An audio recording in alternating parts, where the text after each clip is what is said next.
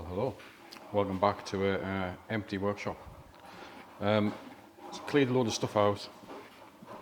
Sorry if you can hear the coffee machine, it's bubbling away there. So today, what I've been up to the last couple of days is I've just been putting together an Vapour blasting cabinet. I've been looking at one for a while, but they're like £5,000, and I didn't want to spend £5,000. I did have a SGS Harbour Freight generic kind of blast cabinet that I never used, because even though, well, I'll show you one second. Yeah, so even though it's got the vacuum, you still get a biblical amount of dust everywhere, so I rarely use it just because it was so dusty and dirty all the time. And there's a bunch of these videos obviously knocking around on the internet, but I just thought I'd do one updated with a full list of all the parts that I've used.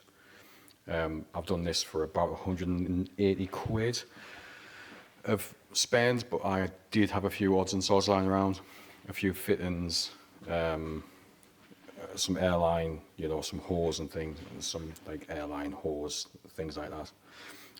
This regulator was a spare one that I had, so there's a few things that I'll need to update the list for, so it'll push the price up, but I reckon about 250 quid will probably see this about right. So you probably started the easy stuff, right? Everything needs to be sealed, because even though they're folded and welded, spot welded, obviously that'll still leak. And here where your gloves go, leaks around the seal. It's still there, still drying. Focus, you fuck. That's still drying, so probably should leave it a few minutes before I put the test of water and stuff. But yeah, so obviously I think anywhere that water can pool or track its way down to, it just needs to be kind of sealed up. I even went around the seals, where the top and bottom part of the casing seal up.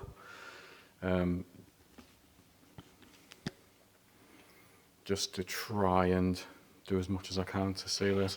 I'll show you the inside, even the screw heads and all around, basically everywhere you can. Same inside. Just, it's not pretty, but it proves the point. We'll start, if you want to expand and buy an actual professional machine which doesn't have these problems, well, hopefully doesn't have these problems, and it proves the concept for you, doesn't it? So yeah, so everything's sealed. I just used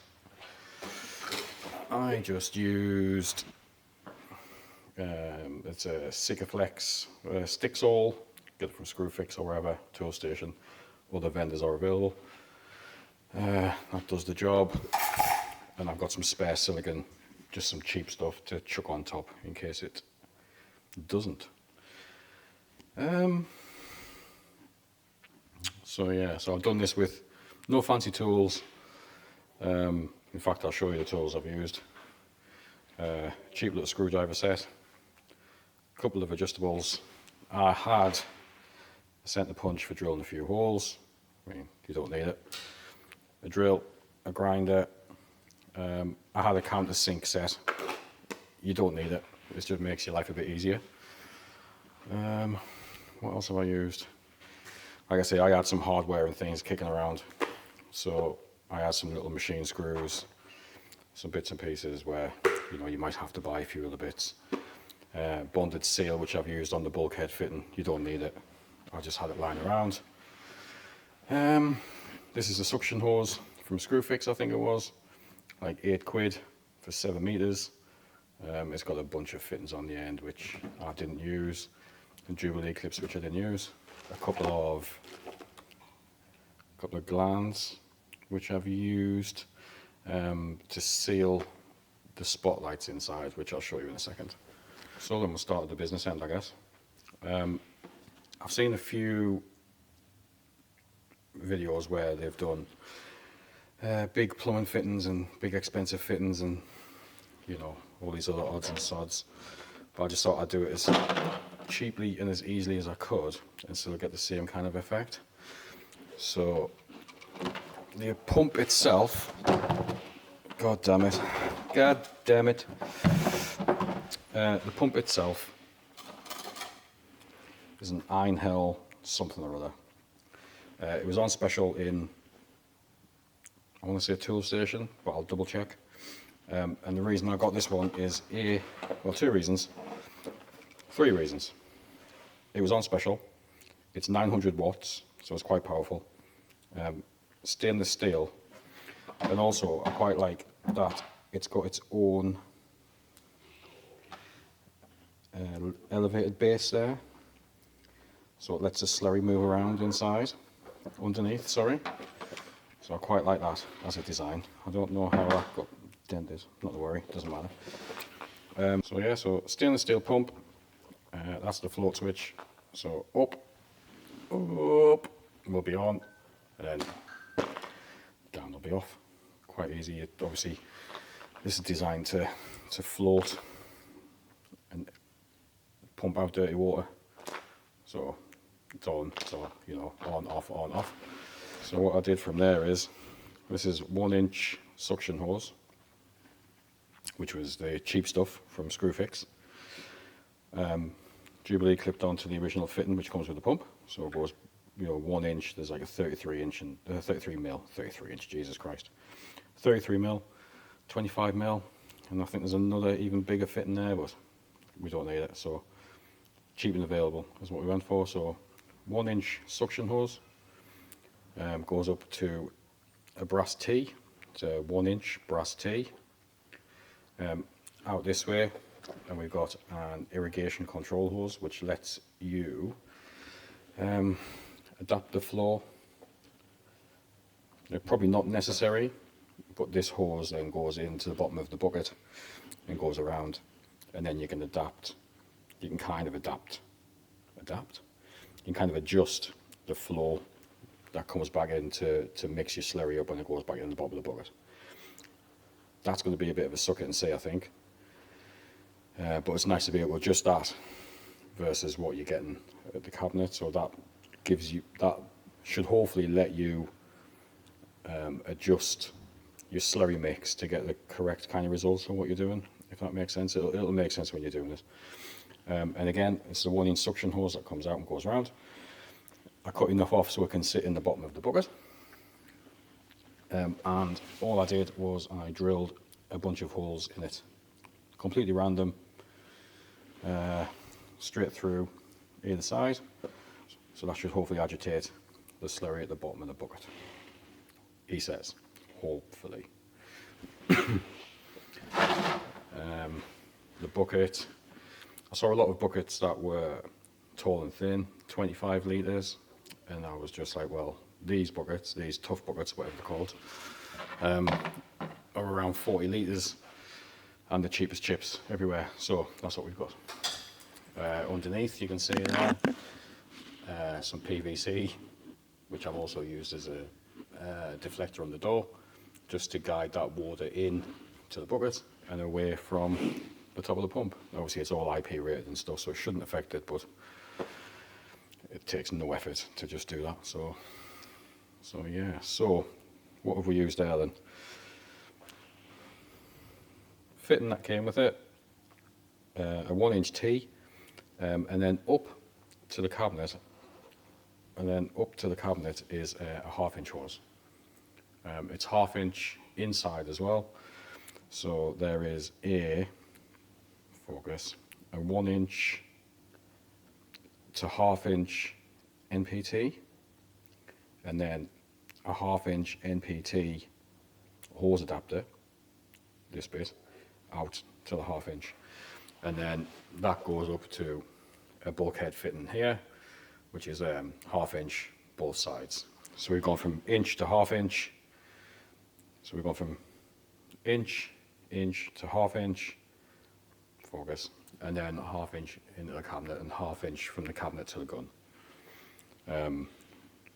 1-inch barb, just to keep the slurry rotating around. This fitting was actually on the side of the pump, and I just cut the back off it and glued it up and screwed it in there so that I can put the float switch in here, up there, so that I can get easy access to it and turn the pump on and off. Outside you have a foot pedal, dead easy. This is just press to be on. There's no, you can buy, this is the cheap one, you can buy it where you press it once, the air stays on, press it again, the air goes off. This one you've got to stand on it, which I'm sure will get dull, but it is what it is. 1/2 inch fitting, that's air in, your normal air compressor in to a PCL fitting, and then you've got a push fit on the way out. I believe it's a 10mm.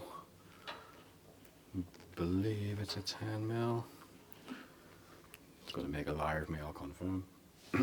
But anyway, that's there, into a regulator with a little water trap on.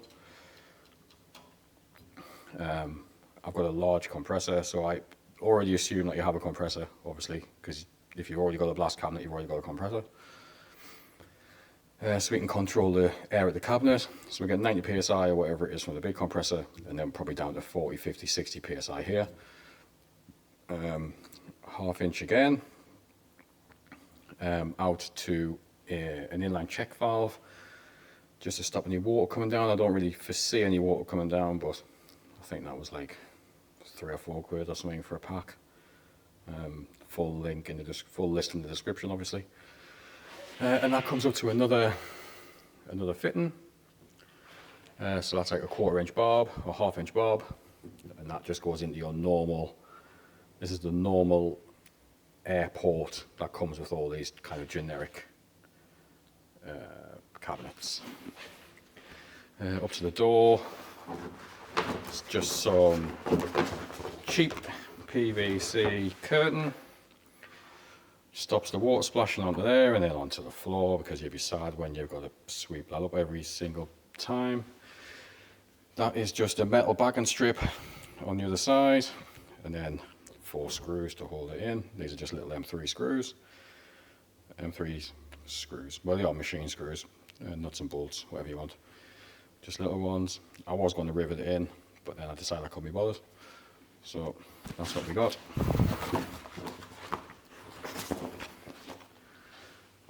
Inside we've got 2 spotlights. They're 240 volt and they're just wired on the plugs and into an extension because I'm lazy.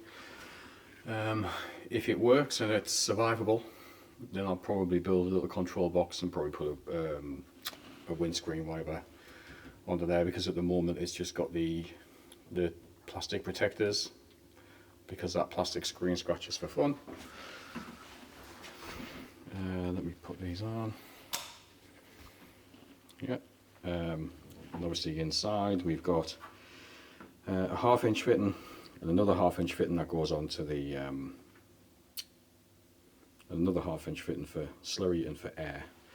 So air is the normal size, and that comes up to one of these, and that's just your cheap, hopefully cheap, blasting gun.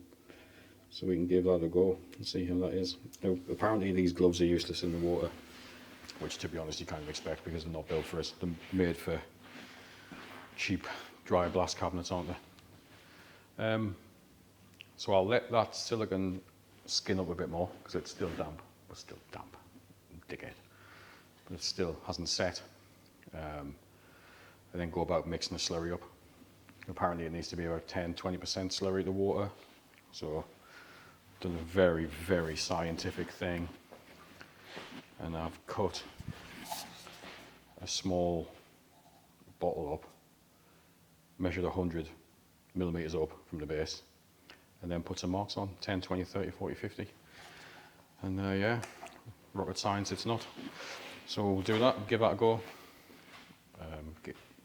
Yeah, give it a go, see if it works. If it works, see what we can do with it. Right then, Jesus Christ, look at all that grey. That's horrendous. So first little test. Made a mess. Can't see a thing, pointless. So the curtain, everything works fairly well, to be honest. There's a few little drops down there, but nothing to be too worried about. I messed about with the slurry a little bit. I don't know if you can see. I'll come over here. My very scientific marks there.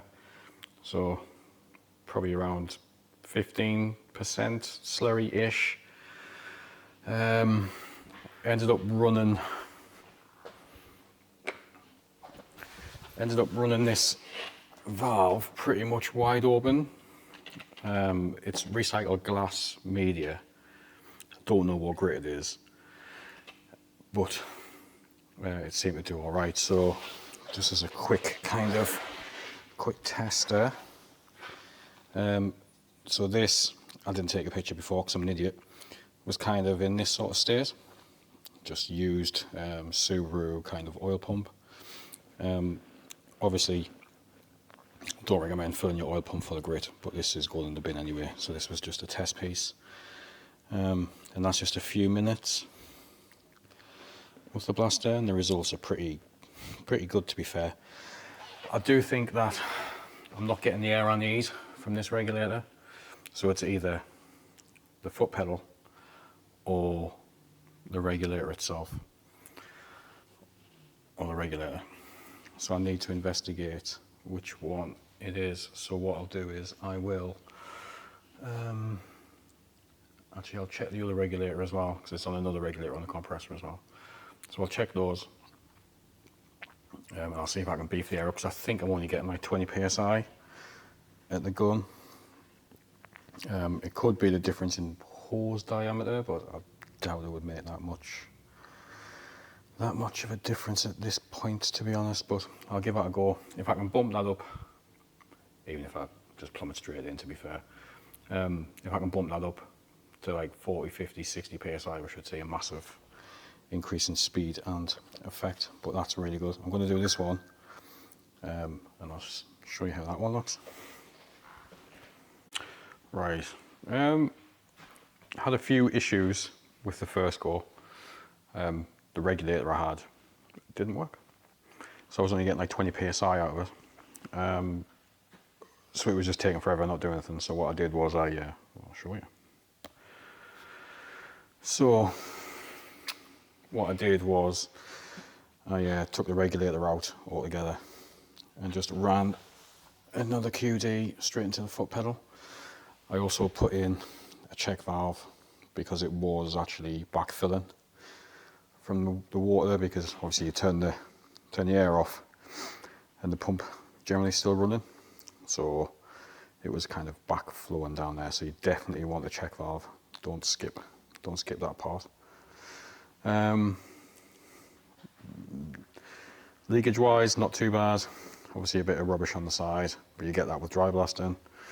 Probably need a little nip up there. There's a slight weep underneath, but nothing too bad. Rest of it, so far, is fairly dry, so I'm quite happy with that.